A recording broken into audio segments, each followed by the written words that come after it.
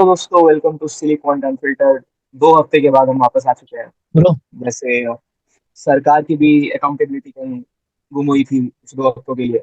हमारी भी चैनल के प्रति थोड़ी अकाउंटेबिलिटी छुट्टी पे थी, लेकिन उसके बावजूद हम लोग आ चुके हैं वापस। और अकाउंटेबिलिटी की बात हो रही है तो हम इंडियन क्रिकेट में भी अकाउंटेबिलिटी की डिमांड कर रहे हैं सब कोई। और जैसा कि हमने देखा है अभी, धर्मेंद्र प्रधान ने रेजिग्नेशन तो दे दिया है, तो अभी ये लोग गौतम गंभीर के रेजिग्नेशन की भी डिमांड कर रहे हैं इसके बाद। तो उसी सिलसिले में डिस्कस करेंगे, और कुछ फुटबॉल वर्ल्ड कप का क्या रहा है उसके बारे में भी डिस्कस करेंगे। और हमारे साथ जो 2 पैशनेट फैंस स्पोर्ट्स के जुड़ चुके हैं, दिव्यांश और ऋषिकेश, और उनसे ही जानना चाहेंगे कि कैसा मतलब आप देख रहे हैं गौतम गंभीर के कोचिंग स्टाइल को, और किस तरह से मतलब उनका जर्नी रहा है। क्योंकि अभी 1-2 दिन में ही उनको कोचिंग करके 2 साल हो जाएंगे इंडिया के। तो सबसे पहले ऋषिकेश, आप कुछ बताएं इस पे कि आपको कैसा लगा उनका कोचिंग स्टाइल और टेन्योर।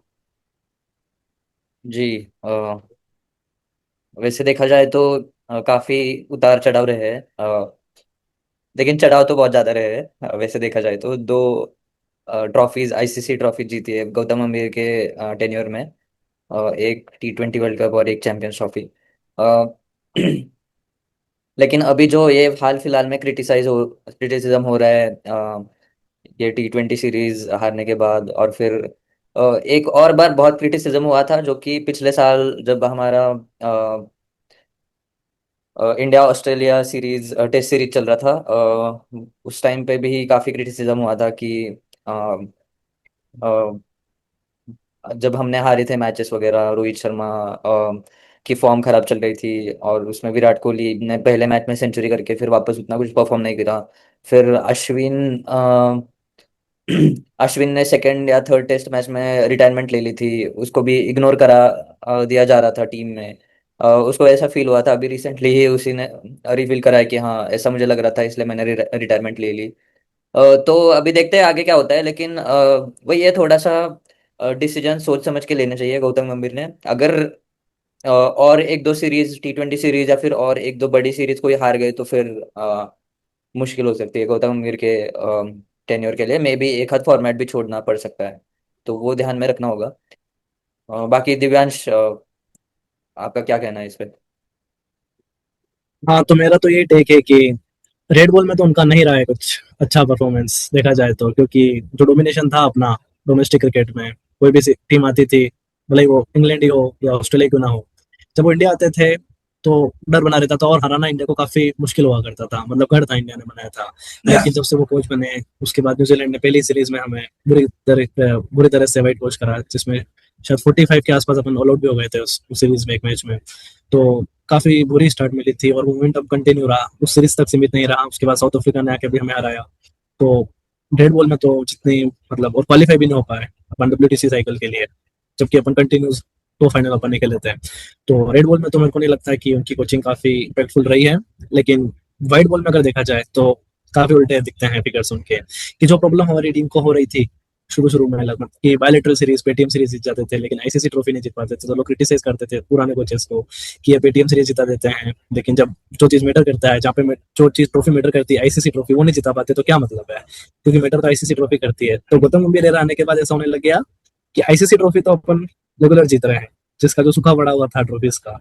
तो उन्होंने चैंपियंस ट्रॉफी और T20 वर्ल्ड कप जिता के बता दिया कि जो बड़े जो टूर्नामेंट होते हैं जहाँ सबसे ज्यादा मैटर करता है रिजल्ट, वो उन्हें जीता है। सीरीज में 19-20 रहता है उनका परफॉर्मेंस। पर हाँ, उनकी स्ट्रेटेजी मतलब ओवरऑल कोच फिर भी वो सही है, लेकिन स्ट्रेटेजी समझ पाना थोड़ा सा मुश्किल है, क्योंकि किसी एक प्लेयर को वो उभरता हुआ नहीं देख पा रहे हैं। मतलब टीम इंडिया में पहले ऐसा होता था ना कि कोई प्लेयर सेंटर के एक खिलाड़ी के ऊपर वो चल रहा है, लेकिन उनकी मेंटेलिटी ऐसी लगती है मेरे को पर्सनल तौर पे हम्म। कि कोई भी प्लेयर एक प्लेयर बनाना नहीं चाह रहे हैं वो टीम से। जैसे कि संजू सैमसन की बात करें, वो प्लेयर ऑफ द टूर्नामेंट थे, लेकिन आयरलैंड में 2 मैच पूरे गए उनके, इंग्लैंड में एक मैच में शायद मौका मिला था और नहीं। तो मतलब 3 मैचों पे उन्होंने परफॉर्मेंस उन्होंने टीम से बाहर कर दिया। तो मतलब इनकी टीम जब तक कोचिंग है तो मेरे को लगता है कि कोई भी प्लेयर सेफ नहीं है। भले वो कितना भी बड़ा स्टार क्यों ना हो, रोहित शर्मा, विराट कोहली, लेकिन अगर परफॉर्मेंस नहीं आएगी तो किसी को भी बाहर होना पड़ सकता है। तो दो डिसीजन हमें दिखे, जैसे कि आईसीसी चैंपियंस ट्रॉफी जीतने के जस्ट बाद रोहित शर्मा को बाहर कर दिया गया, और T20 वर्ल्ड कप जीतने के जस्ट बाद सूर्य कुमार को बाहर करना पड़ा। तो कैप्टन सेफ नहीं रह रहा है ट्रॉफी जीतने के बाद, गौतम गंभीर रह रहा है, ऐसा देखने को मिल रहा है। तो ऐसा ना हो कि अगर वनडे वर्ल्ड कप भी जीत जाते हैं 27 का और गिल को टीम से बाहर करते हैं, उनकी परफॉर्मेंस नहीं हो, तो कोई भी खिलाड़ी सेफ नहीं है इनकी कोचिंग में, मेरे को ऐसा लगता है। मैं कह रहा हूँ हाँ तो वर्ल्ड कप के बाद तो तो गौतम गंभीर खुद बाहर हो रहे हैं, तो फिर गिल के बाहर करने की नौबत नहीं आएगी। नहीं, क्या पता अगर 3 आईसीसी ट्रॉफी लगातार जिताते तो उनका टेन्योर बढ़ा दिया जाए, हम्म। तो फिर दोनों व्हाइट रहेंगे। बॉल में। पर गिल का फॉर्म नहीं रहे पूरे वर्ल्ड कप में। हम्म। फिर नहीं, जैसे सूर्य कुमार का था गिल ना, तो यंग वर्ल्ड है कप ना। में रन नहीं थे, हम्म। वर्ल्ड कप में रन नहीं थे सूर्य कुमार के, वर्ल्ड कप जीते थे फिर भी, तो फिर उनको बाहर करने की बात हो रही थी ना, तो उस हिसाब से। अच्छा अच्छा।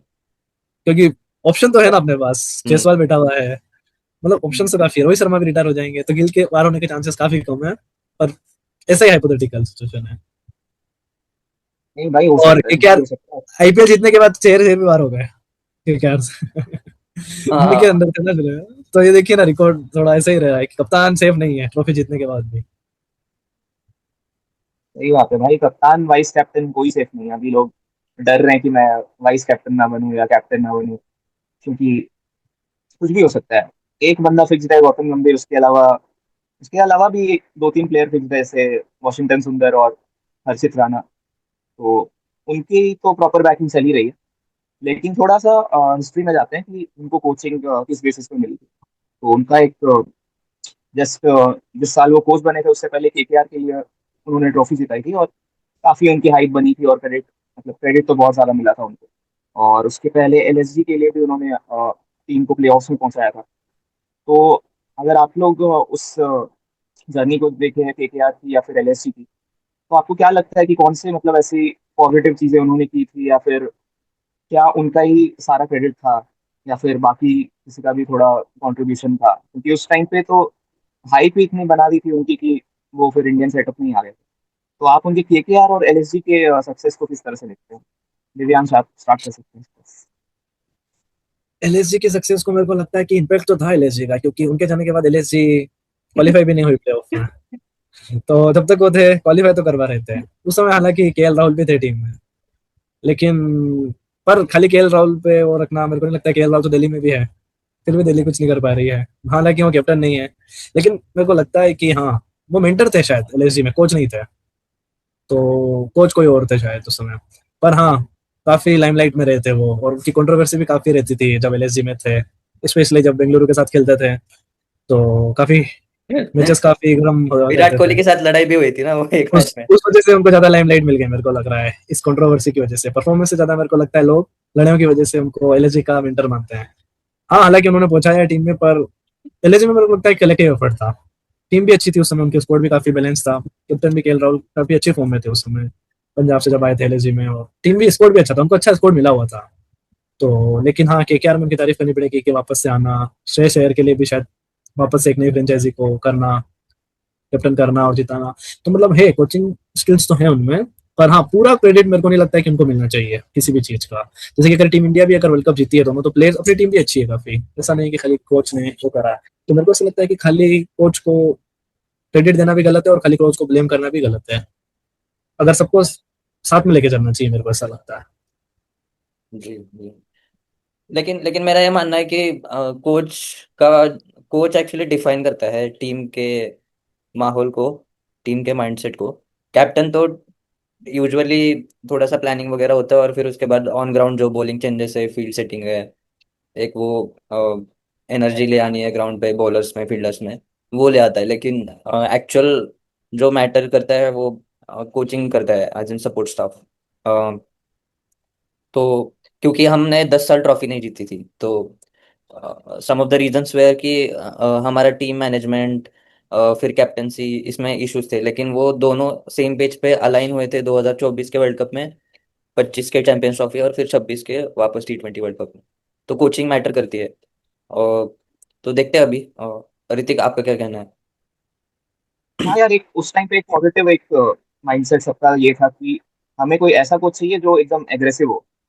क्योंकि पिछले जो हमारे कोचेस थे वो काफी मतलब थोड़े ढीले ढाले या अप्रोच उनका काफी डिफेंसिव होता था, है ना। दारूबाज कह तो रहे हो क्या? गौतम गंभीर नहीं यार, मतलब ऐसा क्रिकेट और में तो भी अगर डिफेंसिव आप देखें मेंटेलिटी वाले थे, एग्रेसिव नहीं थे इतने। क्रिकेट नहीं। में भी अगर आप देखे तो इंटेंट एक मिसिंग लग रहा था कि यार इतना स्लो खेल रहे हैं हम, जबकि सारे मतलब दूसरे टीम्स इतने अच्छे स्ट्राइक रेट से और अच्छे इंटेंट से खेल रही थी, लेकिन हमारे इंडिया में हम काफी पीछे चल रहे थे इन टर्म्स ऑफ T20। तो वो एक उस टाइम पे एक पॉजिटिव माइंडसेट था टीम का कि एक ऐसा कोच आए जो अकाउंटेबिलिटी ले और थोड़ा एक पॉजिटिव माइंडसेट दिखाए, एक एग्रेसिव अप्रोच दिखाए। तो उसकी काफी तारीफ हुई थी जब वो KKR में भी थे। तो उसके बाद ही उनको ये अपॉर्चुनिटी मिली, जबकि उनको कोचिंग का तो कोई एक्सपीरियंस है नहीं। ऐसा देखा जाए वो मेंटर ही थे KKR में और फिर LSG में भी। लेकिन उसके बाद ऐसा होता है कि जब वो कोचिंग सेटअप में आते हैं तो एक बड़े प्लेयर्स जो हमारे हैं, रोहित एंड विराट, उनसे थोड़ी सी मतलब उनसे रिलेटेड कुछ कंट्रोवर्सीज होती है कि, या फिर और भी कोई बड़े प्लेयर है जैसे अश्विन है, तो उनका एक रिटायरमेंट आ जाता है ऑस्ट्रेलिया सीरीज में।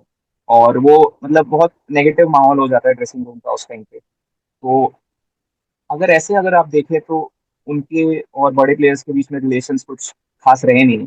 मतलब आप चाहे धोनी की बात कर ले या फिर आप विराट कोहली और RCB का, तो उनका IPL में चलता ही है। और रोहित का भी मतलब टेस्ट विकेट से उन्होंने एकदम पत्ता साफ कर ही दिया था उस टाइम तक। और कैप्टन कोई और बन गया था उस सीरीज में, शायद बुमराह थे। और इंजरी के बाद भी जब वो वापस आए थे तो ऐसा लग रहा था कि वो चाहते बुमराह ही कंटिन्यू करे, लेकिन फिर रोहित ने कंटिन्यू किया और ऑस्ट्रेलिया सीरीज एकदम मतलब खराब ही हो गई थी हमारी। तो उस पे आप क्या बोलना चाहेंगे दिव्यांश की ये जो रिलेशनशिप है उनका बड़े प्लेयर्स के साथ, ये इतना अजीब सा या टॉक्सिक टाइप क्यों है? क्योंकि वो तो सेफ नहीं फील कर रहे हैं ऐसे, ऐसा लग रहा है। मेरे को ऐसा लगता है कि इनका अभी से नहीं है, इनका जब 2011 का वर्ल्ड कप है तब से उनका शायद ऐसा इशू रहा है कि जब धोनी कैप्टन थे तब बड़े प्लेयर्स को जब टीम से बाहर कर दिया गया था, तो तब से उनको, मेरे को लगता है कि उनको इनसिक्योरिटी फील होने लग गई कि भाई मतलब कुछ होता है, क्योंकि उनके साथ उनको जब हुआ था उनके साथ, क्योंकि उस समय वो उन्होंने 2012 में उनकी फॉर्म भी अच्छी थी, KKR को ट्रॉफी जिताई थी, और उससे पहले वो टीम इंडिया में भी थे। लेकिन उसके बाद हम इंग्लैंड गए थे, मेरे को ज्यादा ध्यान है। हाँ, इंग्लैंड सीरीज पे अपन गए थे 2012 में। तो उस सीरीज में उन्हें बाहर कर दिया गया था, मतलब उन्होंने मैचेस में उनको दिए नहीं थे, और उसके बाद टीम इंडिया से पूरी तरीके से बाहर थे वो, मतलब किसी भी फॉर्मेट से। तो तब से मेरे को लगता है कि उनको कहीं ना कहीं बात लग गई कि, सच में लगता है, मेरे को ऐसा लगता है कि हाँ, कि मेरे को टारगेट करा जा रहा है। तो उसके बाद से उनका थोड़ा माइंडसेट ऐसा बन गया है कि बड़े प्लेयर्स के प्रति कि भाई नहीं, कोई भी खिलाड़ी अब स्टार फेवरेट नहीं होना चाहिए, सबको बराबर क्रेडिट मिलना चाहिए, क्योंकि कोई फेवरेट से फेवरेटिज्म नहीं होना चाहिए, अगर फेवरेटिज्म होता है तो दूसरे लोग टारगेट होते हैं। तो माइंडसेट ऐसा बन जाता है। तो उस मेरे को लगता है कि उस चीज से वो अभी तक उभर नहीं पाए, क्योंकि हमने उनके उससे पहले जब कोच बने तो उससे पहले इंटरव्यूज भी देखे थे। तो तभी वो क्रेडिट को लेके कब से, क्योंकि फाइनल में उन्होंने काफी अच्छी नॉक खेली थी, लेकिन मैन ऑफ द मैच उनको नहीं मिल पाया था। तो काफी बयान दिए थे उन्होंने कि भाई एक सिक्स की वजह से, एक छक्के ने मैच नहीं जिताया। तो उनके वो माइंडसेट तो रहते ही ना, कहीं नहीं जाती वो चीज जो मन में आपको लग जाती है दिल से। तो वही कंटिन्यू हो रही है उनको, कहीं ना बैक ऑफ द माइंड उनको करती है, और उनके कोचिंग स्टाइल में हमें वो देखने को मिलता है, मेरे को ऐसा लगता है। ऋषिकेश, आप क्या बोलेंगे इस पे? क्योंकि जो ऑस्ट्रेलिया सीरीज हुई थी उसके बाद से ये लग रहा था कि विराट कोहली ने भी बोला कि मैं रणजी खेलूंगा, रोहित ने भी खेला था। लेकिन उसके बाद ऐसा लग रहा था कि वो फ्यूचर में शायद इंग्लैंड सीरीज खेलेंगे। लेकिन अचानक से उनका IPL के अराउंड रिटायरमेंट आ जाता है। तो उस पर आप क्या कहेंगे कि ये क्या रीजन हो सकते हैं इसके? कुछ तो मतलब कुछ रिलेशनशिप में इश्यूज तो है वहां पे। यार वैसे बोला जाए तो रिलेशनशिप इश्यूज क्यों है उसके पीछे की वजह भी आप समझो। मतलब मेरा मानना है कि विराट कोहली की फॉर्म काफी खराब चल रही थी काफी टाइम से। ऑफ साइड मतलब जब भी बॉल पड़ती थी ऑफ साइड सब पे तो सीधा स्लिप में जाती थी। और ये मोस्टली ओवरसीज वगैरह कंडीशंस में भी यूजुअली वो एक्सपोज हुए थे, अच्छे से एक्सपोज हुए थे। और फिर उसके बाद और एवरेज भी मुझे लगता है 32 के नीचे ही चल रही थी। तो ऑफ कोर्स एक टाइम आना ही था कि उस टाइम पे कोई ना कोई बोलेगा, ठीक है। और फिर गंभीर ने बोला, फिर अगर करने भी बोला होगा कि हाँ भाई क्या है आपका, आप क्या देख रहे हो फ्यूचर वगैरह। तो ऐसे ऐसे मौके पे ऑफ कोर्स थोड़ा सा रिलेशनशिप में अनबन हो जाती है, जो भी उतार चढ़ाव वगैरह वो।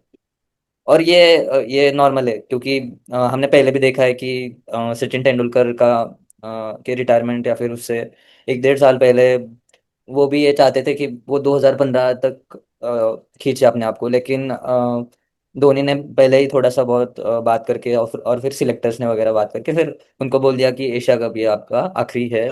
और फिर उन्होंने कुछ शतक वतक लगाया था, लेकिन वो मैच भी हम हार गए थे।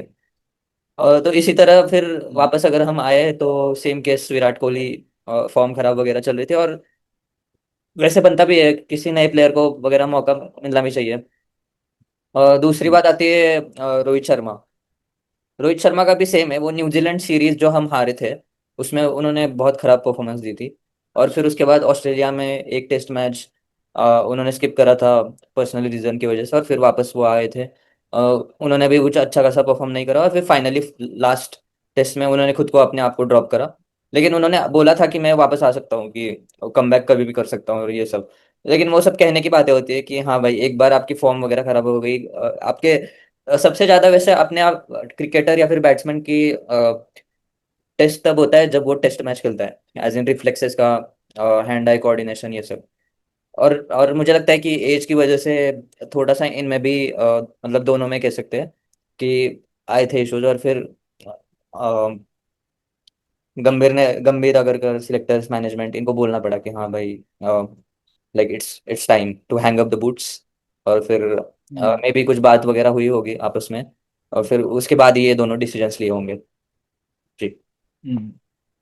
हाँ यार, तो इस पे ना एक और चीज हुई थी। जैसे विराट कोहली का एक पॉडकास्ट हुआ था आरसीबी के साथ, तो उन्होंने कुछ मतलब स्टेटमेंट्स दिए थे उसमें। वो मतलब डायरेक्टली तो ऐसा नहीं था कि वो मैनेजमेंट को या गौतम गंभीर को बोल रहे हैं, बट उन्होंने बोला है कि मैं मतलब थोड़ा सा कंफ्यूज चल रहा हूँ। कि पहले लोग मेरे को बोलते हैं कि you are doing very well, you are your approach is very good, लेकिन बाद में वो मेरे को कॉम्प्लिकेट करने की कोशिश करते हैं कि नहीं, ऐसे करना चाहिए। अ, ऐसा लग रहा है कि एक क्लैरिटी उनको नहीं मिल रही है। तो उन्होंने ये बोला था कि इधर be clear and honest upfront, और be quite and let me play.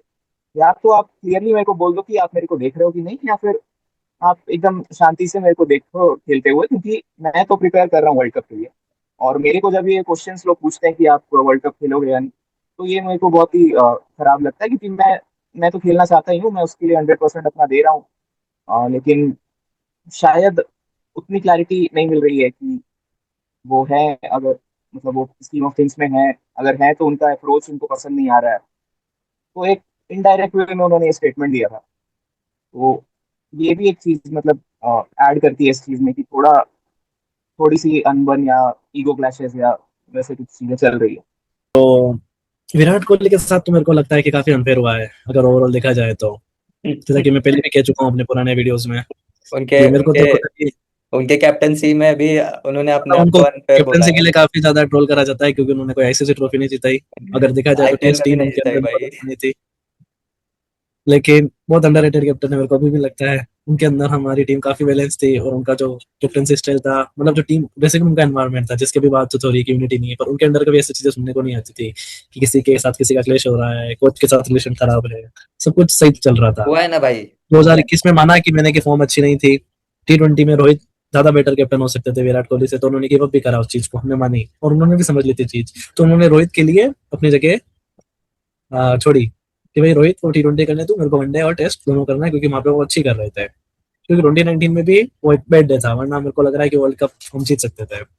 तो और वो चाह रहे थे खुद को भी एक मौका देना, 2019 में जो गलती हुई थी उसको सुधारने का, और 23 में वर्ल्ड कप जीतने का। वो देख रहे थे खुद को वर्ल्ड कप जिताते हुए टीम इंडिया को। लेकिन होम कंडीशंस भी थी, तो अच्छा मौका था, क्योंकि कैप्टनसी में भी जीत सकते थे। लेकिन बीसीसीआई ने बोला कि हमें टू फॉर्मेट कैप्टन नहीं चाहिए, हर बॉल का अलग कैप्टन चाहिए, और उनको एक एक टीम से वनडे की कप्तानी भी छुड़वा दी।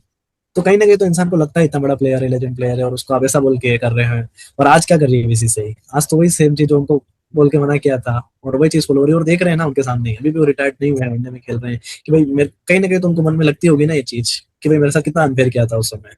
मैंने भी तो ये चीज ही प्रपोज करी थी। उसके बाद मेरे को तो ये बोल के हर गया कि हमारे फॉर्मेट में अलग चाहिए, मतलब हर बॉल का एक ही कैप्टन चाहिए, अलग अलग कैप्टन नहीं हो सकता। और अब वो फॉलो कर रहे हो, तो फिर इंसान कहीं ना कहीं मान लेता है कि भाई हाँ, कि चीजें उसके अनुसार नहीं हो रही, भले आप कितना भी। बीसीसीआई में तो मैंने समझ लिया है कि प्लेयर बनाती भी यही है, स्टार भी बनाती है, और धीरे धीरे उस प्लेयर की जब रन आने बंद हो गए, कम हो गए, जब से उनको मार्केटिंग मिलना बंद हो गई, थोड़ी सी भी लाइमलाइट, तो उस प्लेयर को पूरी कोशिश नहीं करती, उसको अच्छे से सस्टेन नहीं कर पाती है, उसको गिराने की भी पूरी कोशिश करेगी, उसको उतनी वैल्यू नहीं कर पाएगी। ऐसा मेरे को लगता है। क्योंकि इतना फेयर ट्रीटमेंट नहीं कर पाई बीसीसीआई जितना इनको करना चाहिए था विराट कोहली पे। अगर ये किसी और बोर्ड में होते तो मेरे को लगता है कि उनको और ज्यादा करते, और उनको अच्छे से ट्रीट करते, जी। जैसा कि हमने देखा है दूसरे बोर्ड में, पर बीसीसीआई इतने अच्छे से एक्सपेक्ट नहीं कर पाई अपने लेजेंड्स की। यार बात तो सही है, जब एक प्लेयर बहुत ज्यादा बड़ा हो जाता है ना, तो इनसिक्योरिटी तो होती है मैनेजमेंट को कि यार ये बोर्ड से बड़ा ना हो जाए, तो उस टाइम पे फिर वो लगाम खींचने की कोशिश करते हैं, वही ऐसा समझ में आता है विराट कोहली के केस में। नहीं, और वैसे वैसे वो जो दिव्यांश आप कह रहे थे कि विराट कोहली के कैप्टनसी में सब कुछ अच्छा था, अच्छे दिन चल रहे थे, मतलब ऐसा भी नहीं था। अ, आईसीसी ट्रॉफी नहीं आ रही थी आ, बस, बाकी तो अच्छे दिन थे पेटीएम में, मतलब टेस्ट में तो अच्छे दिन ही थे, अभी टेस्ट के में दिन अच्छे और दिन थे। कब के दिन। वो अनिल ओडीआईज कुंबले में के कब साथ होते थे? कंट्रोवर्सी हुई ओडीआईज थी। में भी आप एशिया कप तो जीत ही रहे थे, वनडे वर्ल्ड कप नहीं जीत रहे थे। वनडे नहीं वनडे नहीं वर्ल्ड कप तो नहीं, मौका ही उनको एक ही मिला है ना, 2019। एशिया कप में तो विराट कोहली थे भी नहीं। नहीं थे वो उस टाइम पे। किसमें? छुट्टी ली थी उस टाइम पे। एशिया कप कौन से 2018 वाले में? हाँ, हम्म, 18 वाले एशिया कप में नहीं थे वो, लेकिन उसमें भी नहीं 17 की थे चैंपियंस वो, ट्रॉफी में भी। निदास ट्रॉफी में भी नहीं 17 थे। की चैंपियंस ट्रॉफी में, निदास ट्रॉफी तो T20 थी ना, हाँ, T20 फॉर्मेट फिर था। भी वो रोहित शायद जीते थे ना। कैप्टन थे उसमें। हाँ, नहीं तो 17 की चैंपियंस ट्रॉफी में भी वो फाइनल में लेके गए थे। हाँ, हालांकि लेके हमारी जाना किस्मत और खराब थी। जीतना अलग बात है भाई, मेंटेलिटी। धोनी भी लेके गए थे ना, धोनी ने भी तो एक बार मतलब धोनी के अंदर भी तो हमारे फाइनल, ऐसा थोड़ी कि धोनी धोनी के अंडर धोनी ने जीत भी शुरू, है ना भाई।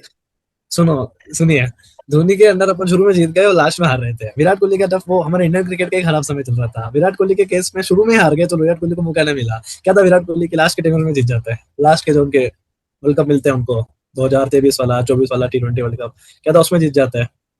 नहीं, उसमें T20 तो तो नहीं ऑलरेडी मिलता जीत पर गए वनडे ना। अगर मिलता। उसमें तो जीत गए। कहाँ जीते? 23 का कहाँ जीते? 23 का नहीं, 23 में आपका 24 का जीता जीते ना, तो, 24 का। 23 में तो रोहित भी लेके गए, रोहित का जीता हुआ है।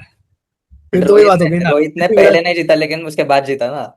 बात जीता, बात की बात है ना, तो तो इतने हो गए, अगर रोहित विराट तुम कह कोहली रहे जीता। हो, नहीं नहीं, तुम कह रहे हो कि नहीं, विराट कोहली पहले नहीं रोहित को जीता, कितने मौके मिले? नहीं इसके नहीं, बाद में भी नहीं जीता, अब मैं तो बोलता हूँ, रोहित चलो, शर्मा पहले नहीं जीता लेकिन बाद में तो जीता ना।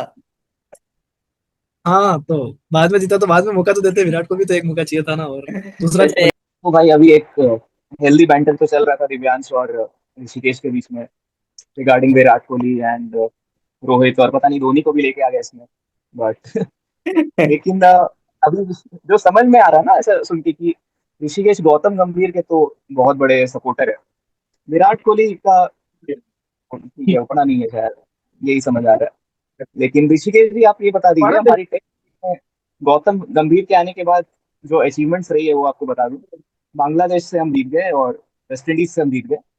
उसके अलावा south Africa white wash, New Zealand white wash, BGT भी खराबी थी। तो टेस्ट क्रिकेट के बारे में बता दीजिए कि ये क्या हाल हुआ टेस्ट क्रिकेट का अंडर गौतम गंभीर। यार के साथ ही वैसे मैं मानता हूँ कि ज्यादा चीजें है नहीं ऋषि के पास डिफेंड करने के लिए टेस्ट क्रिकेट। नहीं नहीं, है कुछ कुछ पॉइंटर्स है वैसे। बात यह है गौतम ना। गंभीर भी शायद होते हैं अभी अपने साथ, तो वो भी शायद नहीं कर रहा था। अरे अरे, वो डेविल एडवोकेट भी होना पड़ता है यार, सब लोग अगर गंभीर की नहीं, मेरे को क्रिटिसिज्म गंभीर का करेंगे कोई तो प्रॉब्लम कोई नहीं है, कोई जैसे तो आई एम नॉट ऐसा बंदा होना चाहिए जो साथ भी दे भाई, है ना, सपोर्ट करे। करेक्ट। तो वापस आते हैं उस पे ऋतिक के क्वेश्चन पे कि हाँ, हाँ ऑफ कोर्स खराब परफॉर्मेंस हुई है टेस्ट फॉर्मेट में गंभीर के अंडर, लेकिन हमारी टीम एक ट्रांजिशन से भी जा रही है। और दूसरी बात, हम टर्निंग ट्रैक्स वापस बनाने लग गए हैं, है ना। तो ये भी एक रीजन है। और जबकि हमारा थोड़ा वीकनेस हो गया है अभी, हम काफी टाइम से जो हमारा एक स्टाइल था खेलने का, एकदम फ्लैट पिचेस वगैरह होती थी, और फिर उसके बाद अच्छे खासे रन्स बनते थे सबके सब, एकदम सेंचुरीज डबल सेंचुरीज ये करते थे, और फिर वापस हम टर्निंग ट्रैक्स बनाने लग गए। तो फिर ऑफ कोर्स किसी को खेलने का थोड़ी सी सबको मुश्किल हो रही थी। और हमारी उतनी प्रिपरेशन भी नहीं रही, जबकि बाकी जो टीमें आ रही है, न्यूजीलैंड, साउथ अफ्रीका, मे भी अगले साल ऑस्ट्रेलिया भी आएगी, तो ये अच्छे से प्रिपेयर करके आएगी। तो ये हमें ध्यान रखना होगा। और फिर दूसरा यही है कि इंजुरीज वगैरह भी होती रहती है यार, ऐसे ऐसा भी नहीं है कि सारे प्लेयर्स फिट है और फिर हम जीत जाएंगे ऐसा भी। तो वही बात है। बाकी गंभीर का तो वो फॉर्मेट है भी नहीं वैसे। उसने जो अचीवमेंट LSG और KKR के लिए एज इन करके दी है, वो तो T20 फॉर्मेट में है। और T20 फॉर्मेट में तो उसने प्रूव कर दिया ऑलरेडी कि हाँ भाई, मैं ही बेस्ट कोच हूँ इन दिस वर्ल्ड करंटली, है ना? तो मैं हाँ, पॉइंट ऐड बोलो करना भाई चाहता हूँ, बोलो। जैसा कि आपने बोला था टर्निंग ट्रैक्स को लेके। तो हम्म। हाँ, कि काफी मतलब हम टर्निंग ट्रैक्स काफी बनाने लगे हैं। तो ये चीज पहले नहीं होती थी, तो ये मेजर रीजन रहा है कि अपनी टीम नहीं अच्छा परफॉर्म कर रही है होम सीरीज में। क्योंकि इससे पहले क्या होता था कि अपने पास स्पिनर्स काफी अच्छे थे, तो इन्होंने सोचा कि हमारी स्पिन काफी अच्छी है, हमारे स्पिनर तो वर्ल्ड के बेस्ट स्पिनर्स है, तो हम टर्निंग ट्रैक बनाते हैं। जो मैच 5-5 दिन तक खींच रहे हैं उनको हम जल्दी कर देते हैं, क्योंकि बोरिंग मैचेस नहीं होने चाहिए। फटाफट अगर विकेट उड़ेंगे, व्यूअरशिप बढ़ेगी, तो बीसीसीआई ने ऐसा सोचा होगा टर्निंग ट्रैक्स बना के मैचेस को थोड़ा इंटरेस्टिंग बनाएंगे, मतलब रन नहीं चाहिए। तो इन्होंने क्या करा, टर्निंग ट्रैक्स बनाना स्टार्ट करा। पर दिक्कत क्या होगी कि अपने बैट्समैन का नहीं सोचा इन्होंने, कि अपने बैट्समैन, हमारे पास भले ही सबसे अच्छे स्पिनर्स है, लेकिन हमारे बैट्समैन को भी स्पिन खेलने नहीं आती है। तो हम्म। दूसरी जो कंट्रीज आ रही थी, साउथ अफ्रीका, न्यूजीलैंड वगैरह, उनके बैट्समैन अपने बैट्समैन से अच्छी स्पिन खेल लेते हैं। तो उन्होंने तो अपने स्पिनर्स को अच्छे से खेल लिया, लेकिन अपन उनके स्पिनर्स को खेल ही नहीं पाए अपने बैट्समैन। तो ये एक सबसे मेजर रीजन है टेस्ट क्रिकेट में फेल होने का। तो इस पे उनको सोचना चाहिए, जैसा मेरे को लगता है कि वापस से फ्लैट विकेट्स बनाने चाहिए, अगर इनको, अगर WTC के अगले साइकिल में क्वालिफाई करना है। वरना ये प्रॉब्लम तो हमारी शुरू से रही है कि स्पिनर्स को हमारे कोई भी बैट्समैन अच्छे नहीं खेल रहे हैं। रही बात दूसरी, जो ऋषि ने बोला कि टेस्ट क्रिकेट में उनका फॉर्मेट नहीं है गौतम गंभीर का, और दूसरे फॉर्मेट में रिजल्ट दे रहे हैं, तो मेरे को ऐसा लगता है कि उनको दूसरे फॉर्मेट से भी हटाना एक अच्छा ऑप्शन नहीं रहेगा अभी के तौर पे, क्योंकि उनका वैसे भी अब ज्यादा समय रहा नहीं है। तो उनको एक फॉर्मेट से हरा कर, लेकिन अपन ये रिस्क पे नहीं रह सकते हैं कि अपनी कोई सीरीज हार जाते हैं, और गौतम गंभीर को अपन इस सीरीज पे नहीं ले सकते हैं कि किसी और को, मतलब पूरे वर्ल्ड कप इतना पास में और गौतम गंभीर को हटा दे। पर अगले साल वापस से वर्ल्ड टेस्ट चैंपियनशिप भी तो है, वो भी एक बड़ी ट्रॉफी है, तो गौतम गंभीर को रख के भी वो रिस्क नहीं लेनी चाहिए, मेरे को ऐसा लगता है। तो मेरे को एक सोल्यूशन इससे अच्छा सोचने को मिला कि विवेश लक्ष्मण, जो उनका फॉर्मेट टेस्ट क्रिकेट ही था, वो काफी अच्छे से टेस्ट क्रिकेट को जानते हैं, क्योंकि वो सबसे ज्यादा उन्होंने टाइम जो टीम इंडिया में खेला है वो टेस्ट मैचेस ही खेला है।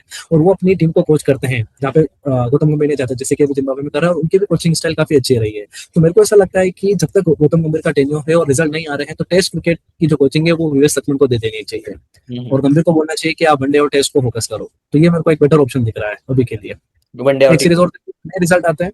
हाँ, वनडे T20 गंभीर को कंटिन्यू करो 27 तक, और अगर एक सीरीज और दो गंभीर को, अगर नहीं आ रहा है तो फिर विवेक लक्ष्मण को ले आओ आप। वो एक बेटर ऑप्शन दिख रहा है अभी के तौर पे, मेरे को ऐसा लग रहा है। आपकी क्या राय है? मैं आपसे एक बहुत इंपॉर्टेंट सवाल पूछना चाहता हूँ इसके बीच में। क्या आप सिंगल हो अभी? हाँ, बोलिए। तो क्या इसमें भी बीसीसीआई की गलती है? नहीं तो। क्योंकि आप जिस तरह से गंभीर के टॉपिक में बीसीसीआई को आड़े हाथों ले रहे थे, और आप बीसीसीआई के इतने बड़े हेटर को दिख ही रहे हो कि हर चीज में आप बोल रहे हो कि ये तो बीसीसीआई की गलती है। तो मेरे को लगा शायद इसमें भी आप कुछ बीसीसीआई पे ब्लेम डालो। टेस्ट क्रिकेट में जो सिलेक्शंस है या फिर जो बैटिंग ऑर्डर जिस तरह से रहा है, उससे उसके बारे में आप क्या कहना चाहेंगे? क्या आप उससे एग्री करते हो कि वॉशिंगटन सुंदर टीम पे और कुछ भी चल रहा है ऊपर नीचे, ऑलराउंडर्स भर गया जैसे T20 में होता है? उसके बारे में आप कुछ बताइए। बीसीसीआई तो ठीक है, उसके बारे में बात कर लेंगे बाद इस चीज में। बीसीसीआई। में।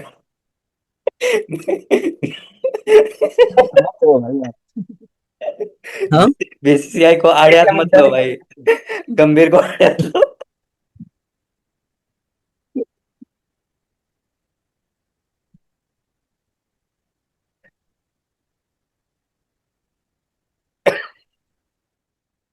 क्या हो गया?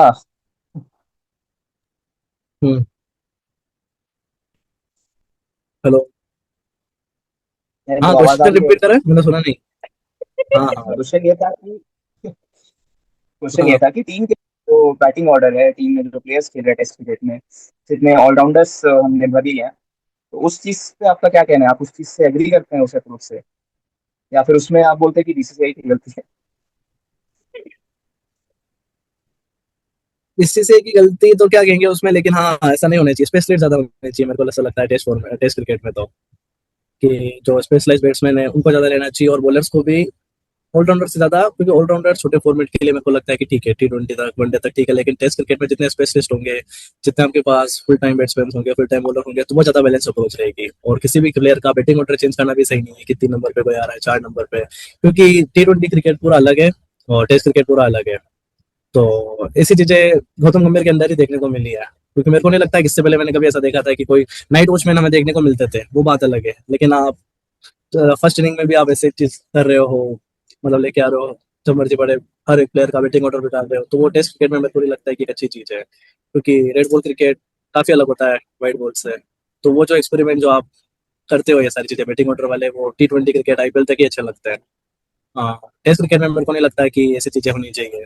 तो दिखाती है किसी भी कैच, इसी वजह करके गौतम गंभीर ने ये तो बताया कि हाँ, इस फॉर्मेट के वो नहीं है, मतलब एक्सपर्टीज उनकी नहीं है, क्योंकि अगर ऐसे एक्सपेरिमेंट्स वो सेम एक्सपेरिमेंट अगर वो टेस्ट क्रिकेट में कर रहे हैं, तो मेरे को लगता है कि उनकी समझ इतनी अच्छी नहीं है इस फॉर्मेट के बारे में। तो उसको लेकर तो उनको कुछ करना चाहिए। ऋषिकेश जी, आपको क्या लगता है कब तक हमारी टेस्ट क्रिकेट की बैटिंग ऑर्डर स्टेबल हो जाएगी या परफेक्ट हो जाएगी, जिससे हम कॉम्पीट कर सके टेस्ट क्रिकेट? यार वैसे तो एक दो सीरीज और देखना पड़ेगा। एक जो डिसीजन लिया था ना ये वाला, साई सुदर्शन को 3 नंबर से हटाया था, वो काफी मतलब गलत था डिसीजन, वो वैसे नहीं करना चाहिए था। और सेकंड करुण नायर को मौका दिया था और फिर पता नहीं क्या हो गया, और अगले सीरीज में ड्रॉप कर दिया। और हालांकि उसने एक दो फिफ्टीज भी लगाई थी, है ना। लेकिन वही है। अ, अभी इस बारी मैं गंभीर के अगेंस्ट बोल रहा हूँ, ठीक है, तो ये ध्यान में रख दो भाई। तो ऐसा भी नहीं है कि हर बारी सपोर्ट करता हूँ, लेकिन हाँ, बैटिंग ऑर्डर को देखा जाए तो एक जो चीज़ है ना, हम एक्चुअल में जितने ऑलराउंडर्स या फिर ODIs में या फिर T20 में प्रेफरेंस है कि ऑलराउंडर्स खिलाने का, उतना टेस्ट में जरूरत नहीं है। वो एक एक चीज़ गंभीर को समझ लेनी चाहिए, ताकि थोड़ा सा बैटिंग ऑर्डर सॉर्ट हो जाए, 5-6 नंबर तक प्रॉपर बैट्समैन रहे। और फिर एक आध ऑलराउंडर, जडेजा, अगर इंडियन कंडीशन से जडेजा, अक्षर पटेल, वॉशिंगटन सुंदर, इन तीनों को रोटेट वगैरह कर सकते हैं, या फिर तीनों को साथ में भी खिला सकते हैं। और फिर साथ अगर दो ही खेल रहे हैं तो फिर साथ में कुलदीप, ऐसे 3 स्पिनर, और फिर बाद में 2 पेस बॉलर्स। और दूसरा आपका ये रहता है, ओवरसीज अगर रहे तो फिर अभी एक ऑलराउंडर हम ढूंढ रहे हैं वैसे।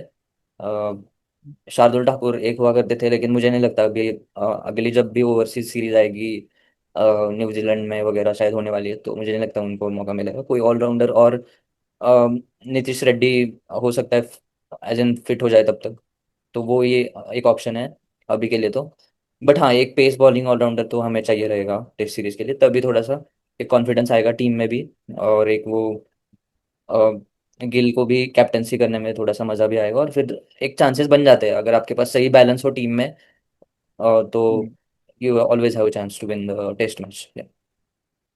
बिल्कुल।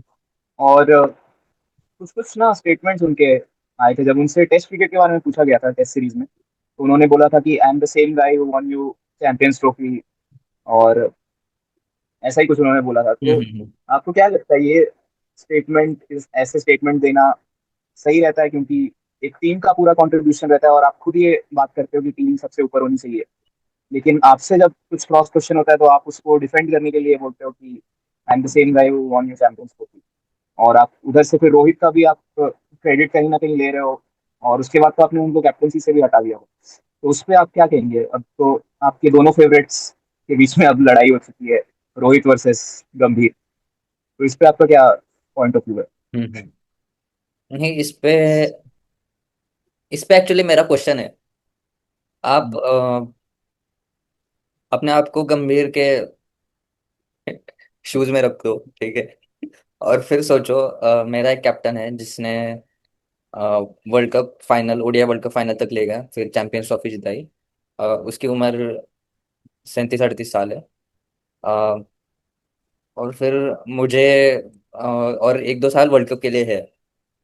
तो मुझे आगे देखना चाहिए कि इसी कैप्टन, मतलब इसी प्लेयर को रख के किसी और नए प्लेयर को एज एन एस्टेब्लिश प्लेयर, जैसे गिल वगैरह हो गए या फिर श्रेयस अय्यर हो गए, इनको कैप्टनसी वाइस कैप्टनसी दे दिया जाए, या फिर इन्हीं को वापस कंटिन्यू रखा जाए।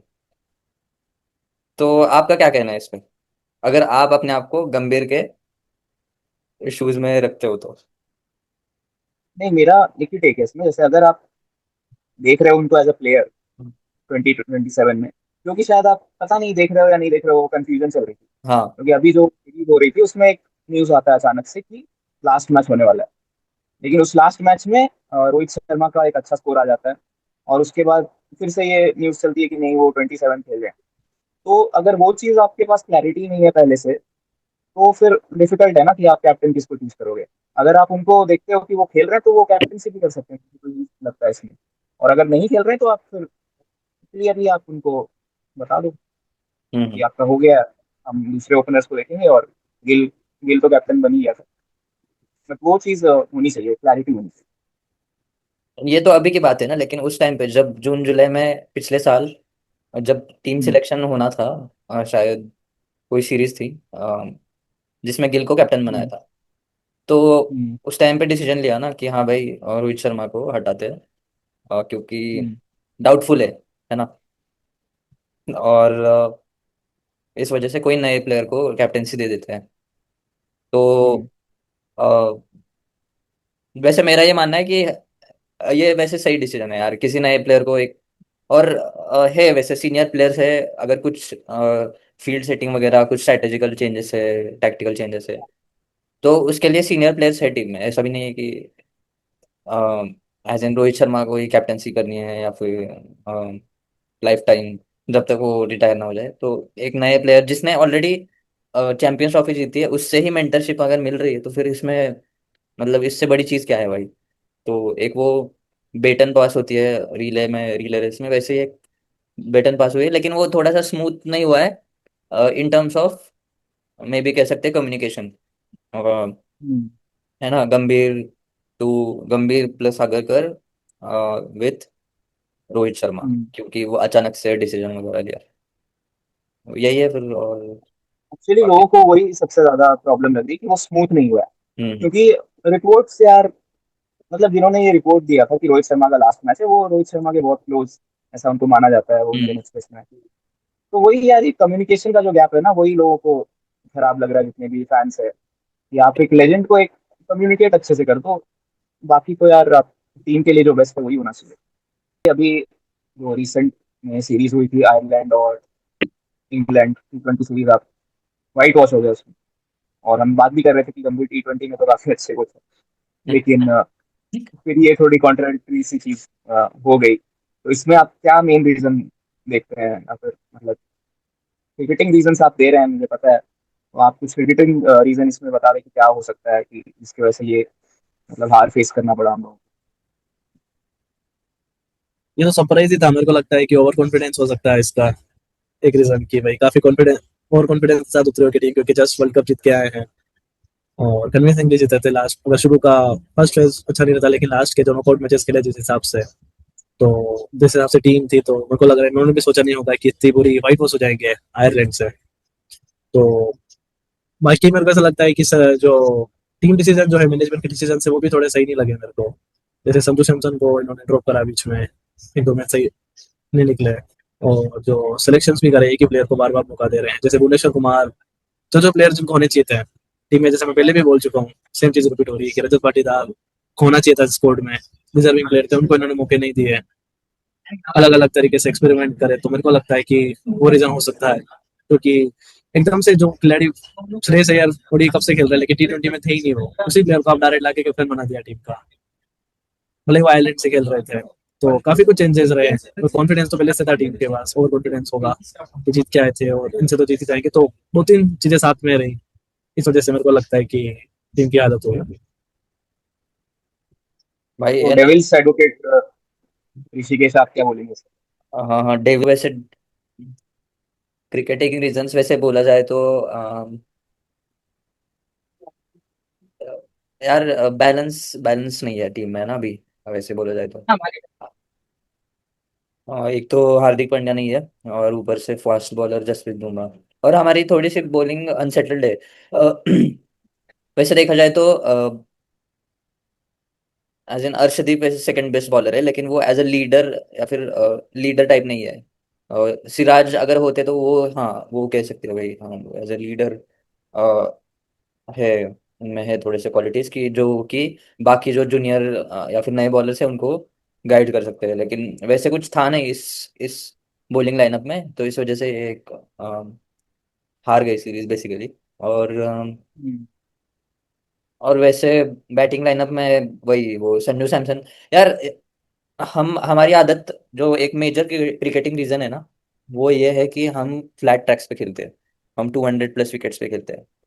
है ना। इंडियन सब कॉन्टिनेंट या फिर आप देखो और कंपेयर करोगे बाकी इंग्लैंड में या फिर ऑस्ट्रेलिया में, तो ये मैक्सिमम 180 190, मैक्सिमम 210, इसके ऊपर नहीं रन बनते। और वो अच्छा भी रहता है इन टर्म्स ऑफ एंटरटेनमेंट, क्योंकि बॉलर्स को भी थोड़ा सा एडवांटेज रहता है, बैटर्स को भी सोचना पड़ता है कि हाँ भाई कैसे रन मार सकते हैं, कैसे 4 6 वगैरह कर सकते हैं। तो वो एक बैलेंस बन जाता है, जो कि अ, अभी जो हमने विकेट्स देखे उसमें एज एन आईपीएल में, तो वैसा नहीं था केस। तो वही है, एक सडन जो ट्रांजिशन हो जाता है कि हाँ भाई तुम इंडिया में खेल रहे हो 3 महीने, और फिर वापस सब आप जा रहे हो आयरलैंड और इंग्लैंड, तो इतना जल्दी अडेप्ट नहीं होता कोई भी बैट्समैन। और वो एक मेजर रीजन था कि हाँ भाई वो सीरीज हार गए भाई। दीपक हुडा को ले जाते तो फिर कुछ हो जाता, लेकिन गंभीर को ट्यूबलाइट, गंभीर और अगर को ट्यूबलाइट नहीं जली उनके दिमाग में, इस वजह से हार गए भाई। काफी अच्छा अपने वीक पॉइंट बताया गंभीर का कि दीपक हुड्डा को नहीं लेके गए इसलिए हार गए। जी। नेक्स्ट टॉपिक फुटबॉल पे आ जाते हैं। फीफा वर्ल्ड कप का फाइनल तो हो चुका है काफी टाइम पहले, और ना रोनाल्डो के फैंस खुश हो पाए, ना लास्ट में मेसी के फैंस को भी मतलब डिसअपॉइंटमेंट ही हुई है। वो उम्मीद तो काफी कर रहे थे कि इस बार जीत जाएंगे। तो दिव्यांश जी आप बताइए, आपने फुटबॉल एकदम रात में जग के अलार्म लगा के आपने सारे मैचेस देखे हैं, तो आप बताइए कि कैसा रहा था फीफा वर्ल्ड कप और क्या आपके टेक अवेज है। फीफा वर्ल्ड कप मैचेस के टर्म्स में तो काफी सही रहा था, मतलब अभी तक जितने पिछले एडिशन हुए हैं तो उससे अगर कंपेयर करें तो काफी अच्छा फीफा वर्ल्ड कप था ये। काफी कॉम्पिटेटिव फीफा वर्ल्ड कप था, क्योंकि नंबर ऑफ टीम्स भी काफी ज्यादा थी। हर साल हम 32 टीमों के साथ देखते थे, इस बार 48 टीम्स के साथ हमने देखा। अपसेट्स की बात की जाए तो बड़े बड़े अपसेट्स हुए, जैसे कि जर्मनी राउंड ऑफ 32 में निकल गई, नीदरलैंड्स निकल गई राउंड ऑफ 32 में इतना अर्ली स्टेज में। तो काफी कुछ, और छोटी टीम्स जैसे कि नॉर्वे जो 1998 के बाद अब क्वालिफाई हुई, टॉप 8 में चली गई। केपो वर्डे ने काफी अच्छा परफॉर्मेंस दिया, मतलब ऑलमोस्ट उन्होंने हरा ही दिया था अर्जेंटीना को, अनफॉर्चुनेटली वो जीत नहीं पाए। तो काफी कुछ देखने को मिला, मतलब छोटी टीम्स ने भी काफी आगे बताया कि भाई हाँ उनके पास पोटेंशियल है। जैसे कि केपो वर्डे की बात करूं मैं, तो उन्होंने स्पेन के साथ ड्रॉ खेला था, उनका पहला मैच स्पेन के साथ था जिसने वर्ल्ड कप जीता। स्पेन, उस स्पेन को उन्होंने गोल तक करने नहीं दिया। और अर्जेंटीना को भी उन्होंने एक्स्ट्रा टाइम में जाकर इक्वलाइज करा था, और लास्ट में गोल मार दिया था अर्जेंटीना ने, इस वजह से वो जीत गए। उतना उसके बाद टाइम नहीं बचा था, क्योंकि आखिरी के बाद 10 मिनट में गोल टू किया था अर्जेंटीना का। लेकिन काफी कॉम्पिटेटिव रहा, व्यूअरशिप के भी काफी रिकॉर्ड तोड़े इस वर्ल्ड कप में। और मैचेस भी अक्रॉस द टाइमिंग थे, मतलब इंडियन प्राइम टाइम पे भी मैचेस थे, यूरोप की प्राइम टाइम पे भी मैचेस थे, और अमेरिका में तो ही रहा था तो वहाँ की प्राइम टाइम पे भी मैचेस थे। तो सारे कॉन्टिनेंट्स को उन्होंने टारगेट करा था, क्योंकि इतने सारे मैचेस थे तो उन्होंने कोशिश करी कि सारे टाइम जोन्स को टारगेट करा जाए, तो व्यूअरशिप काफी अच्छी मिली। रही बात हाँ पोर्तुगल की, तो पोर्तुगल से इस उम्मीद नहीं थी, जैसे कि उनकी टीम थी ऑन पेपर। तो सारे एक्सपर्ट्स ने भी कहा था कि इस टीम के साथ तो उनको वर्ल्ड कप जीतना चाहिए, या फिर कम से कम सेमीफाइनल तो ये टीम जा ही रही है टॉप 4 में। उनकी अभी की करंट रैंकिंग में शायद 5 या 6 थी। तो मतलब काफी अच्छी टीम थी, बैलेंस थी, जो मिडफील्ड था उनका, बैकलाइन थी, और जो अटैकर्स थे। ब्रूनो फर्नांडिस जिन्होंने हाल ही में उनको प्रीमियर लीग का प्लेयर ऑफ द टूर्नामेंट बने थे, तो काफी अच्छी फॉर्म से आ रहे थे, तो सबको लग रहा था कि ये टीम तो काफी मतलब जीतेगी। और खाली रोनाल्डो को, क्योंकि पिछले जो वर्ल्ड कप से उसमें रोनाल्डो खुद पोर्टुगल को बैक कर रहे थे, प्लेयर्स से उनका सपोर्ट नहीं मिलता था। लेकिन इस पोर्टुगल में ऐसा था कि खाली प्लेयर्स को रोनाल्डो की सपोर्ट करना है, मतलब रोनाल्डो को प्लेयर्स की जरूरत नहीं पड़ रही है, क्योंकि प्लेयर्स खुद ही इतने कॉम्पिटेटिव है, अच्छी अच्छी लीग्स में खेल रहे हैं। विटिनिया जो पीएसजी में खेल रहे हैं, जो 2 बार लगातार चैंपियंस लीग जीती है, तो टीम में पोटेंशियल में कोई भी जरूरत नहीं थी। कि मेरे को लगता है कि उस टीम की इच्छा ही नहीं थी, जैसे कि ऋषि आपने मैच देखा होगा स्पेन के साथ, तो उस मैच में वो एक भी मिनट ऐसा नहीं लगा कि वो जीत के लिए जा रहे हैं, पूरा मैच डल खेले और पेनाल्टीज के लिए जा रहे थे। ऐसा लग रहा था कि उनकी जो 90 रेगुलेशन टाइम है उसमें जीतने की उनकी इच्छा थी नहीं उसमें 1%, मतलब मेरे को तो कोई इमोशन ही फील नहीं हुई उस मैच के बाद, अगर वो हार गए उसके बाद। उससे पहले ऐसा लग रहा था कि लगे ही नहीं वो रोनाल्डो के लिए खेल रहे हैं या फिर उनको जीतने के लिए भी खेल रहे हैं। ऐसा लग रहा था कि उनको फॉर्मेलिटी पूरी करनी है ग्राउंड पे, वो खेलना है और वो करे। स्पेन ने लास्ट के 3 मिनट में गोल कर दिया और उनके पास टाइम ही नहीं बचा गोल करने का, उसके बाद वो खुल गए गोल करते स्पेन के। फिर वो एक्सपेक्ट ही नहीं कर रहे थे कि स्पेन भी पूरा डिफेंसिव खेल रही थी। स्पेन के भी उस मैच में ऐसा नहीं लग रहा था कि स्पेन जो अभी तक वर्ल्ड कप जीती है, सबसे डल गेम जो खेली है वो पोर्तुगल के अगेंस्ट से खेली थी। कुछ भी स्पिरिट नहीं दिख रही थी उनके साइड पे, पर उन्होंने कम से कम चांसेस तो क्रिएट करे, और लास्ट में उन्होंने गोल किया, फिर पोर्तुगल खुल गई, लेकिन टाइम ही नहीं बचा तब तो कुछ हो पाए। तो अनफॉर्चुनेटली पोर्तुगल पार हुई, फिर स्पेन ने पहले रोनाल्डो के फैंस का दिल तोड़ा और फाइनल में जाके मेसी फैंस का भी दिल तोड़ दिया। तो इतना मतलब स्पेन ने जो अपना रियल गेम है मेरे को लगता है सेमीफाइनल और फाइनल में दिखाया है जिस हिसाब से, क्योंकि फ्रांस फेवरेट्स थे वर्ल्ड कप के शुरू से, और सेमीफाइनल में भी वो फेवरेट्स थे जिस हिसाब से वो पूरा टूर्नामेंट खेल के आए थे। लेकिन फ्रांस को उन्होंने पूरी तरीके से डेड लाइन पे डाल दिया कि भाई कुछ अटैक ही नहीं करने दिया, और जिस हिसाब से उन्होंने स्पेन ने बताया तो बता दिया कि जब फाइनल में आए तो उन्होंने बता दिया कि हाँ उनके पास भी कोई चांस है और वो भी डिजर्व करते हैं। फिर अर्जेंटीना का यह हाल होगा किसी ने नहीं सोचा था। हमें लगा था कि हाँ स्पेन और अर्जेंटीना, पर अर्जेंटीना को ज्यादा एक्सपीरियंस है फाइनल्स का, लास्ट ईयर जीत के आ रहे हैं, डिफेंडिंग चैंपियन से, तो मेरे को लगा कि इस बार भी अर्जेंटीना निकाल लेगी। लेकिन 90 मिनट्स में एक शॉट भी नहीं था अर्जेंटीना का। इतना उन्होंने अर्जेंटीना को, एक शॉट मतलब सिंगल शॉट भी नहीं मार पाई, गोल तो दूर की बात है कि चांसेस ही क्रिएट नहीं कर पाई। इतना उन्होंने, मतलब वो मैच भी एक्स्ट्रा टाइम इस वजह से गया क्योंकि उनके गोलकीपर मार्टिनेज उन्होंने सेव करे। मैच खाली मार्टिनेज और स्पेन के बीच में चल रहा था, उनके जो अटैकर थे वो तो कुछ भी नहीं कर पाए। तो पूरा वन साइडेड गेम था। इससे वन साइडेड फाइनल मेरे को नहीं लगता है कि आजकल हुआ है, मतलब इस एरा में तो हमने देखा है फीफा वर्ल्ड कप का फाइनल पूरा वन साइडेड फाइनल था।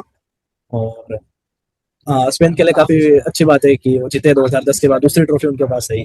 और वही हुआ इस वर्ल्ड कप में भी, नया कुछ मतलब जो 8 टीमें जो जीतती है, जिनको पहले से अपन ने पता था कि आज तक 8 टीमों ने जिन्होंने जीता है वर्ल्ड कप, वही 8 टीमें सेमीफाइनल में भी गई, उन्हीं में से स्पेन जीती। तो मतलब नई टीम, जो सबको लग रहा था कि इस बार नया चैंपियन मिलेगा, और ऐसा नहीं हुआ। पुरानी टीम ही, नई टीम, पुरानी टीम में से ही हमें चैंपियन मिला इस बार वर्ल्ड कप का। जो डोमिनेशन है जिन 8 कंट्रीज का वर्ल्ड कप है, तो वही रहा। आपका क्या टेक ऑन है ऋषि? आप किसको एक्सपेक्ट कर रहे थे फाइनल जीतने?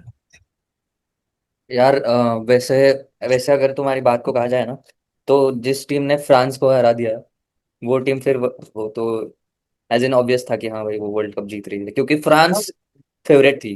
अगर आप फ्रांस को जिसने हरा दिया तो वही बात है फिर, सीधा सीधा। सेकंड है कि अर्जेंटीना ने जो क्वार्टर फाइनल और सेमीफाइनल खेला है, और फिर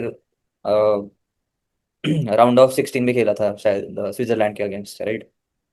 तो हाँ, वहां पे क्वार्टर जो फाइनल खेला कमबैक, था। हाँ हाँ, वहां पे जो हम्म। कमबैक करे ना अर्जेंटीना ने, वो काफी सही करे थे। और वो मतलब पहले 70 मिनट, 80 मिनट जो अपोजिट टीम थी वही डोमिनेट कर लेती थी, और लास्ट के 5-10 मिनट, 15 मिनट में और अर्जेंटीना कमबैक करके फिर मैच निकाल देती थी। लेकिन आप ऐसे हल्की टीम के सामने ऐसे कमबैक कर सकते हैं, लेकिन रेप्यूटेड टीम्स है जैसे स्पेन हो गई, फ्रांस हो गई, तो इनके सामने थोड़ा सा एज इन मुश्किल होती है यार, हर बार आप नहीं निकाल सकते। तो वही बात है। इंग्लैंड के अगेंस्ट भी वो एक ब्लंडर था थॉमस टुकेल, कि उन्होंने अटैकर को डिफेंडर से रिप्लेस करा, इस वजह से 6-7 डिफेंडर्स हो गए टीम में, और उन्होंने चिप्स डाउन करे कि हाँ भाई हमें 1-0 पे ही मैच खत्म करना है। लेकिन ऐसा नहीं होता, आपने 1-0 मारा है तो फिर आप दूसरे गोल को भी के लिए भी जाना चाहिए था, और मैच वहां पे किल कर देना चाहिए था, लेकिन वैसा हुआ नहीं। और अर्जेंटीना ने मैच निकाल दिया वो 6-7 मिनट में 2 गोल करके। और जो उसमें तो वही है, मेसी ने जो सेकंड गोल असिस्ट करा था, तो वो मतलब मे भी कह सकते हैं गोल ऑफ द टूर्नामेंट भी कह सकते हैं उसको। और दूसरा स्पेन का एज इन जो कैप्टन है रॉड्री, उन्होंने कुछ 700 प्लस पासेस वगैरह करे थे, और काफ़ी सारे उनके बेहतरीन स्टैट्स है। मतलब वो काफ़ी मानना पड़ेगा कि एक्स्ट्रा ऑर्डिनरी प्लेयर है। और दूसरा अ, उन्होंने शायद मैंने मैंने कहीं पढ़ा था कि उन्होंने फुटबॉल कंप्लीट कर लिया है, उन्होंने सारे ट्रॉफीज वगैरह जीत चुके हैं वो, एज इन ला लीगा हाँ, से लेके ईपीएल से लेके, और यूरोप जीत लिए यूरोपा, हैं। यूरोपा, और अभी वर्ल्ड कप बैलन भी डोर भी जीते। जीता था हाँ उन्होंने हाँ हाँ पिछले साल, हाँ हाँ हाँ, पिछले मतलब से पिछले साल 24 में। राइट। मतलब रेयर रेयर प्लेयर है वो, वैसे कहा जाए तो। और अभी न्यूज में अभी आज ही आ रहे थे कि रियल मैड्रिड उनको ले सकती है, तो सिटी से। जी हाँ। तो फिर देखना तो होगा उनके कि लिए तो कैसे काफी, ट्रांसफर, यस। और उनको ड्रीम काफी भी है मतलब सब, उनका, राइट? या रियल मैड्रिड तो उनके लिए तो कंप्लीट हो चुका है, मतलब सब कुछ, कि सब कुछ अचीव, और रियल मैड्रिड उनके और होम, इवन लास्ट में मतलब रियल क्लब। मैड्रिड के लिए भी खेलना हो जाएगा, है ना? हाँ, तो काफी मतलब उनके लिए तो काफी वो है, और काफी खुशी हो रही है कि हाँ वो फाइनली क्लब में आ रहे हैं, रियल मैड्रिड के होम क्लब स्पेन के क्लब में आ रहे हैं। सिटी में भी काफी अच्छा उनका परफॉर्मेंस था, लेकिन इंजरी थोड़ा उनका कंसर्न रही थी, जैसे कि उनको बैलन डोर मिला था, उसके बाद उनकी परफॉर्मेंस थोड़ी सी, मतलब इतना मौका नहीं मिल पा रहा था उनको। मतलब उन पे काफी वो हो रहे थे, क्वेश्चन उठ रहे थे कि टीम में आ रहे थे, जा रहे थे, इंजरी काफी हो रही थी, इंजरी प्रोन प्लेयर बन गए थे। लेकिन जिस हिसाब से उन्होंने की परफॉर्मेंस दिखाई अभी वर्ल्ड कप में, तो वो तो काफी काबिल तारीफ है। और स्पेन काफी, मतलब स्पेन को कोई भी इतना फेवरेट नहीं मान रहा था शुरू में, सब अंडर एस्टिमेट कर रहे थे, क्योंकि पहला मैच ही केबो वर्डे के साथ उन्होंने ड्रॉ खेल लिया था। तो किसी को इतनी उम्मीद थी नहीं। मेरे को तो पोर्तुगल वाले गेम के बाद तो कोई उम्मीद नहीं थी स्पेन से, जिस हिसाब से उन्होंने फुटबॉल दिखाया था, इतना डर मेरे को तो लग रहा था कि जब ये फ्रांस के सामने खेलेंगे तब फ्रांस खोल के रख देंगे इनको। लेकिन जिस हिसाब से उन्होंने अपने स्टाइल ऑफ प्ले चेंज करा, तो वो बता दिया उन्होंने कि चैंपियन टीम ही होती है, भले कितना भी हो। और इंग्लैंड की आपने बात करी, तो इंग्लैंड ने वाकई में सबसे बड़ा ब्लंडर किया। 40 मिनट तक कौन डिफेंसिव खेल सकता है? जी जी 40 मिनट तक उन्होंने डिसाइड कर लिया कि हम डिफेंसिव खेल के एक गोल के लीड से हम सेव कर लेंगे, और अर्जेंटीना जैसी टीम का सामने जहाँ पे मेसी हर मैच में स्कोर कर रहा है, गोल्डन बूट का सबसे बड़ा कंटेंडर है, और वो लास्ट में गोल कर रहे हैं, उनके सामने आपने सोच लिया कि आपका डिफेंस रोक लेगा हमको। तो वो सबसे बड़ी गलती मेरे को लगती है कि अटैक ही करना चाहिए। अगर आपका अटैक इतना अच्छा है, स्ट्रॉन्ग है, तो आपको इतना डिफेंसिव होने की कोई जरूरत नहीं है, वरना फिर अच्छी टीम्स आपको पनिश करेगी। और खुद के पैर पे कुल्हाड़ी मारी इंग्लैंड ने तो। पर जी जो उनका थर्ड प्लेस मैच हुआ था, वो काफी अच्छा रहा था। वहां तो यूं लग रहा था कि उनकी डील हो गया ही है कि तुम गोल्डन बूट है ना उसको दिला दो, हम एम्बापे को 2 गोल खिलवा देंगे, गोल्डन बूट उसको मिल जाएगा, और तुम्हारे भी गोल हो के थर्ड प्लेस तुम ले लेना। इस हिसाब से मैच था, 10 गोल हुए थे उस मैच हाँ में। हाँ 10 गोल हुए थे तो काफी। काफी मतलब जिस मैच से सबको उम्मीद नहीं थी थर्ड प्लेस मैच से, वो काफी ज्यादा एक्साइटिंग, काफी अच्छा हो गया फाइनल से। फाइनल फाइनल का से भी डर था, वन एग्जैक्टली। साइडेड था कि थर्ड प्लेस मैच जो सबको बोल रहे थे फालतू मैच होगा, वो मैच ज्यादा गोल्स और काफी मतलब एंटरटेनिंग था फाइनल के मुकाबले। पर जी हाँ, कांग्रेट्स टू स्पेन की जीती। और अच्छा है कि कोई नई टीम, मतलब एक टीम का डोमिनेशन नहीं रहा, एक बार ही जीती है स्पेन, इससे पहले तो दूसरी ट्रॉफी आई है। अगर अर्जेंटीना जीतती तो अर्जेंटीना को शायद अर्जेंटीना की चौथी ट्रॉफी होती। तो फिर वो लगता है कि फिर जर्मनी, अर्जेंटीना, इटली, 3 टीमें 4 ट्रॉफीज के साथ टाई पे होती, और ब्राजील। तो फिर वो लगता है कि 4-5 नेशन ही वो कर रहे हैं। तो हाँ, स्पेन जीती तो ठीक है, मतलब इंग्लैंड जीती तो भी अच्छा होता, दूसरी बार जीती। पर मैं चाह रहा हूँ कि अगले वर्ल्ड कप में कोई नई टीम आके जीते तो ज्यादा बेटर होगा। तो हम्म। मतलब तो, और एशिया से कोई जीते तो ज्यादा बेटर है, क्योंकि एशिया की टीम्स सेमीफाइनल तक भी नहीं आ पा रही है। तो वो थोड़ा आगे आए तो काफी एक्साइटिंग हो। आज के लिए इतना ही था डिस्कशन, और तो नेक्स्ट वीक मिलते हैं। सबको ये लाइक भी करें और शेयर करें, और सब्सक्राइब भी कर लें भाई अगर किसी ने नहीं किया है तो। और कमेंट्स में बता दें कि क्या सजेशन है आपके, क्या बेटर हो सकता है, कौन से टॉपिक्स और आ सकते हैं, तो उस हिसाब से हम भी करेंगे। So that's it, thank you so much.